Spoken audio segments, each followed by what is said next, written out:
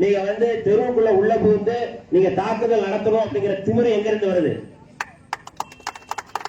எவன் கொடுத்த திமிரு இது? எவன் கொடுத்த ஆணவம்?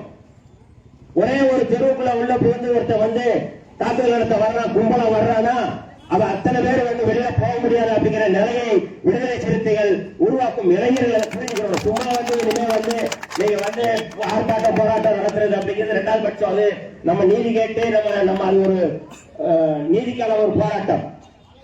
ஆனால் முதலில் நம்முடைய இளைஞர்கள் நம்முடைய மக்களை பாதுகாப்பதற்காக முதலில் எந்த தியாகத்தையும் செய்வதற்கு தயாராக இருக்க வேண்டும். ரொம்ப முக்கியமா நம்ம இளைஞர்கள் ஒரு 10 பேர் இளைஞர்கள் இருந்தா போதும். இந்த கலவியில் என்று நாங்கள் பேசுகின்றோம். எவ்வளவு திமிர் இருந்தா உள்ள போது தாக்குதல் நடத்துவீங்க? எங்க தெருவுக்குள்ள உள்ள நீங்க பாதுகாப்பா போறீங்க அப்படின்னா என் காவல்துறைங்க புடுங்குறதுக்கா இருக்குது?